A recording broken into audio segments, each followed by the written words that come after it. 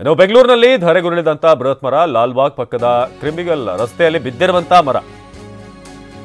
ಬೆಂಗಳೂರಿನಲ್ಲಿ ಒಂದು ದೊಡ್ಡ ಮರ ಬಿದ್ದಿದೆ. ಏನಂತ ಮರ ಬೀಳುವಂತ ಸೀಸನ್ ಅಲ್ಲ, ಬಟ್ ಆದರೂ ಕೂಡ ಕೆಲವೊಮ್ಮೆ ಬಹಳ ಹಳೇದಾದಂಥ ಮರಗಳು ಅದರ ಬುಡ ಲೂಸ್ ಆಗಿದ್ರೆ, ಏನಾದರೂ ನನ್ನ ಕೆಲಸ ಏನಾದರೂ ಮಾಡಿದ್ರೆ ಕಾಮಗಾರಿ, ಆಗ ಸಹಜವಾಗಿ ಬೇರು ಸಮೇತ ಬೀಳೋದು ನಾವು ನೋಡಿದ್ದೀವಿ.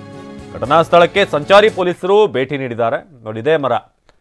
ಸೊ ಅಲ್ಲಿ ಒಂದಷ್ಟು ಸಂಚಾರಕ್ಕೆ ತೊಂದರೆ ಆಗಿದೆ. ಲಾಲ್ಬಾಗ್ನಲ್ಲಿ ಒಂದು ಬೃಹದಾಕಾರದ ಮರ ಬಿದ್ದಿದೆ. ಇದು ಲಾಲ್ಬಾಗ್ ಪಕ್ಕದ ಕ್ರಿಂಬಿಗಲ್ ರಸ್ತೆಯಲ್ಲಿ ಬಿದ್ದಿರುವಂತಹ ಮರ. ಅದೃಷ್ಟವಶಾತ್ ಯಾರಿಗೂ ಏನೂ ತೊಂದರೆ ಆಗಿಲ್ಲ, ಅದೊಂದು ಸಮಾಧಾನದ ವಿಚಾರ. ಸ್ವಲ್ಪ ಲೇಟ್ ನೈಟ್ ಆಗಿರುವಂಥ ಕಾರಣ ಸೊ ರಸ್ತೆಗೆ ಅಡ್ಡಲಾಗಿ ಬಿದ್ದಿರುವಂಥ ದೊಡ್ಡ ಮರ, ಇದನ್ನು ಈಗ ತೆರವುಗೊಳಿಸಬೇಕಾಗಿದೆ. ನೋಡಿ, ಭಾಳ ದೊಡ್ಡ ಗಾತ್ರದ ಮರನೇ.